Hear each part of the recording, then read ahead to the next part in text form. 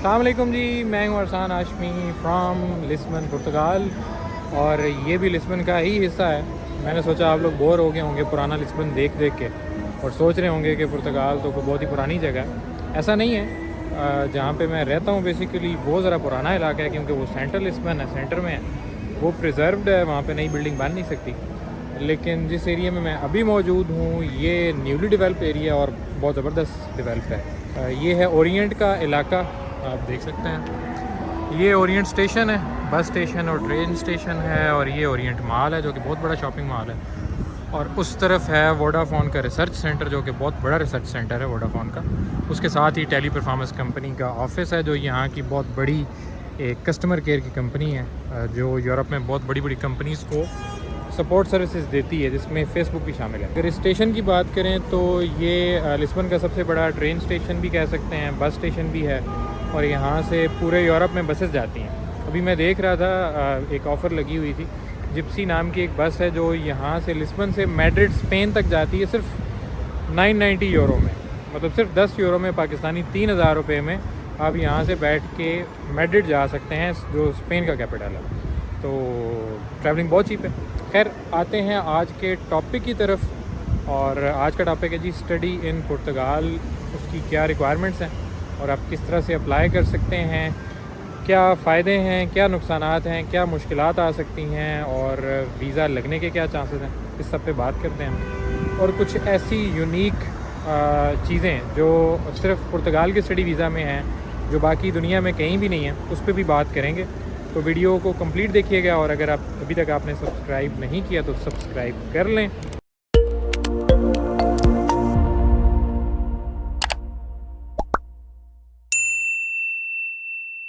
पुर्तगाल में अगर study options की बात करें तो ये तकरीबन हर लेवल पे इंटरनेशनल स्टूडेंट्स के लिए ऑप्शन मौजूद हैं, जिसमें टेक्निकल एजुकेशन से लेके पीएचडी तक तमाम कोर्सेज इंग्लिश में अवेलेबल हैं। लेकिन इसके अंदर ज़ाहिर है हर फील्ड में तो इंग्लिश के अंदर स्टडी यहाँ पे नहीं करवाई जाती, लेकिन ज़्यादातर फील्ड्स के अंदर इंग्लिश में कोर्सेज अवेलेबल हैं। टेक्निकल कोर्सेज़ की अगर बात करें तो टेक्निकल कोर्सेज़ में स्टूडेंट टीआरसी तो आपको मिल जाता है, लेकिन अगर आप ऑलरेडी इनसाइड यूरोप या इनसाइड पुर्तगाल हैं, अगर आपको अपने होम कंट्री से वीज़ा अप्लाई करना है तो इस एडमिशन का आपको ज़्यादा फ़ायदा नहीं होने वाला। जिस तरह से लैंग्वेज कोर्स के अंदर दाखिला लेके आप वीज़ा नहीं ले सकते, इसी तरह से टेक्निकल कोर्स में भी वीज़ा मिलने का चांस बिल्कुल नहीं होता, तो इसमें आप बिल्कुल ना अप्लाई करें। अंडर ग्रेड की बात करें, बैचलर की बात करें, जो कि आपके हाई स्कूल के बाद होता है, तो उसमें आप बिल्कुल अप्लाई कर सकते हैं। यूनिवर्सिटीज़ कौन सी हैं उस पर हम बाद में बात करते हैं। सेकेंडली मास्टर्स, सबसे जो अच्छा कोर्स समझा जाता है पुर्तगाल के अंदर स्टडी के लिए एज एन इंटरनेशनल स्टूडेंट, वो मास्टर्स डिग्री है, क्योंकि मास्टर्स डिग्री में आप आ सकते हैं और कोर्सेज भी अच्छे अवेलेबल हैं। वीज़ा लगने के भी सबसे ज़्यादा चांसेस पीएचडी के बाद मास्टर्स में ही हैं। थर्डली पीएचडी आता है, पीएचडी में भी अच्छे ऑप्शन हैं, और पीएचडी में ऐसे ऑप्शन हैं कि आप विद फीस भी अप्लाई कर सकते हैं। नॉर्मली स्टूडेंट्स पीएचडी में इसलिए अप्लाई करते हैं कि उसमें स्कॉलरशिप होती है, और उस चक्कर में वो एडमिशन का जो प्रोसेस है वो काफ़ी मुश्किल होता है, जिस वजह से काफ़ी सारे लोग उसी प्रोसेस पे स्टक रहते हैं कि हमें स्कॉलरशिप मिलेगी फिर ही हम अप्लाई करेंगे, या बहुत सारी जगहों पे उनको एडमिशन मिलता ही नहीं है क्योंकि प्रोफेसर के पास किसी किस्म की फंडिंग नहीं मौजूद होती। लेकिन पुर्तगाल के अंदर ऐसा है कि आप खुद कुछ फीस पे करके भी इन हो सकते हैं, और इन होने के बाद भी आप स्कॉलरशिप अप्लाई कर सकते हैं। यूनिवर्सिटीज़ इन पुर्तगाल की बात करें और इंटरनेशनल स्टूडेंट्स किन यूनिवर्सिटीज़ में आ सकते हैं, तो सबसे टॉप पे आती है यूनिवर्सिटी ऑफ लिस्बन, जो यहाँ की स्टेट फंडेड यूनिवर्सिटी है, पब्लिक यूनिवर्सिटी है, और जिसके कैंपस लिस्बन में है, और काफ़ी सारे कोई 3-4 कैंपस अवेलेबल हैं। टॉप पे जो कोर्सेज इनके आ रहे हैं वो आईटी से रिलेटेड हैं, अर्थ साइंसेज है, इंजीनियरिंग के कोर्सेज हैं। तकरीबन सब फील्ड्स में आपको इंग्लिश में कोर्सेज यूनिवर्सिटी ऑफ लिस्बन में मिल जाएंगे, और ये टॉप की यूनिवर्सिटी है पुर्तगाल की। सेकेंडली आती है नोवा यूनिवर्सिटी लिस्बन, नोवा यूनिवर्सिदाद, जो यहाँ की लैंग्वेज में यूनिवर्सिटी को यूनिवर्सिदाद कहते हैं। ये सेकेंड नंबर पे है, और इसके भी कैंपसेस लिस्बन में हैं, और इनके भी आईटी के बहुत अच्छे कोर्सेज हैं। बिजनेस इंफॉर्मेशन सिस्टम का एक इनका कोर्स है जो काफ़ी पॉपुलर है, और उसकी रैंकिंग भी शायद दुनिया में काफ़ी हाई है रैंकिंग, आप उसकी वेबसाइट पे देख सकते हैं।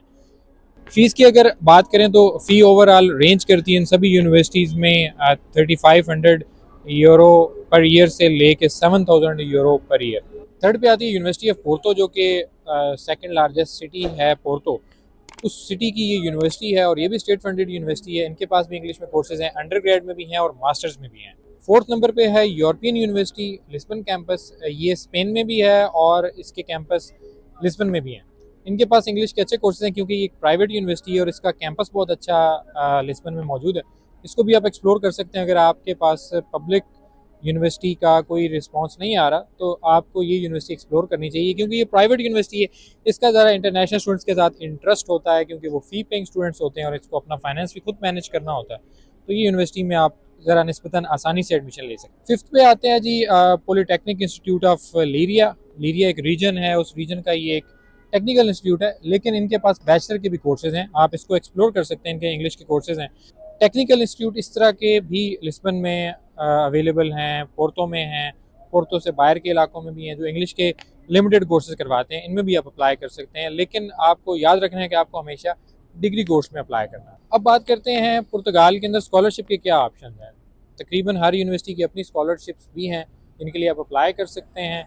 यूनिवर्सिटी की स्कॉलरशिप के बाद गवर्नमेंट की स्कॉलरशिप आती है जो कि 1000 यूरो तक है, और कुछ ऐसे भी कोर्सेज हैं जिनके अंदर आपको गवर्नमेंट फंड करती है पर मंथ 1000 यूरो तक, तो उनके लिए भी अप्लाई कर सकते हैं।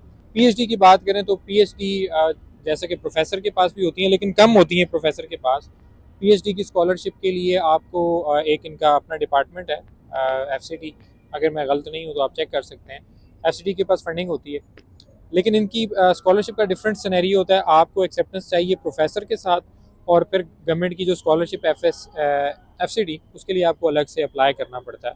दूसरा, पीएचडी के एडमिशन की खास बात ये है यहाँ पे पुर्तगाल के अंदर कि आप फीस पे करके भी एडमिशन ले सकते हैं। फ़ी भी इतनी ज़्यादा नहीं है, 2500 से 3000 यूरो तक पर ईयर फ़ी आती है अगर आप पीएचडी के लिए अप्लाई कर रहे हैं।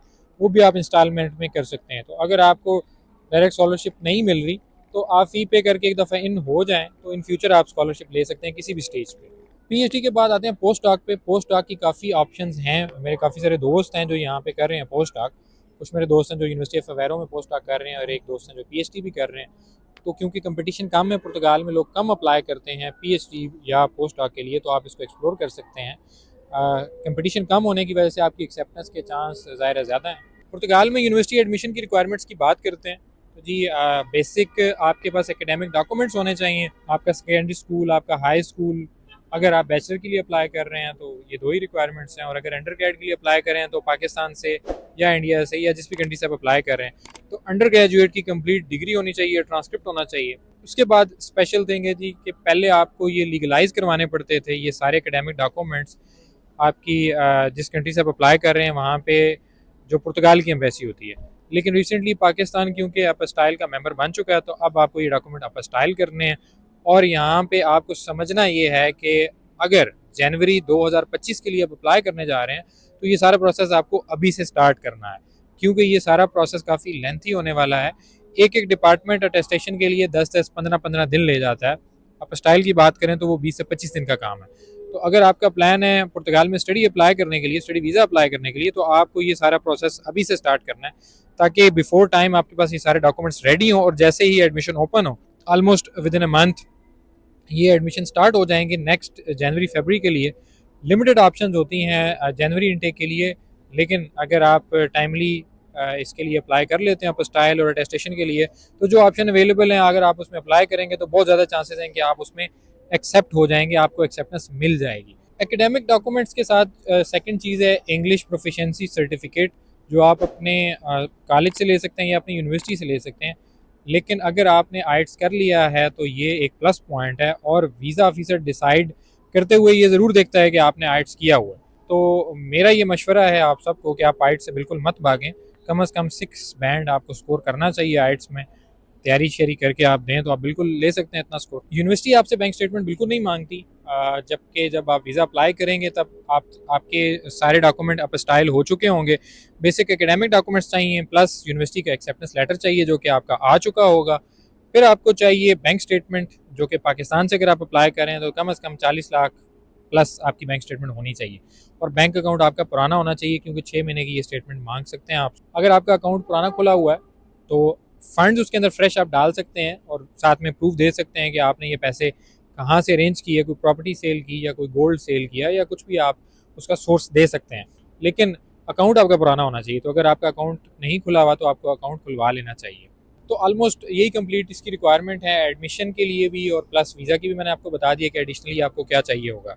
बेनिफिट्स ऑफ स्टडिंग इन पुर्तगाल की अगर बात करें तो सबसे टॉप पे और सबसे अच्छा जो बेनिफिट है यहाँ पे स्टूडेंट वीज़ा अप्लाई करने का, कि यहाँ पे रिस्ट्रिक्शंस उस तरह से नहीं है जिस तरह से बाकी कंट्रीज़ के अंदर है। पुर्तगाल वो जगह है जहाँ पे स्टडी वीज़ा पे आके आप सेल्फ एम्प्लॉयमेंट भी कर सकते हैं। आप अपना टैक्स नंबर ओपन करने के बाद यहाँ पे कोई स्मॉल बिजनेस भी कर सकते हैं, इवन कि आप कंपनी भी खोल सकते हैं। कोई बंदा आपसे नहीं पूछेगा यहाँ पे कि आपने ये कंपनी क्यों खोली है।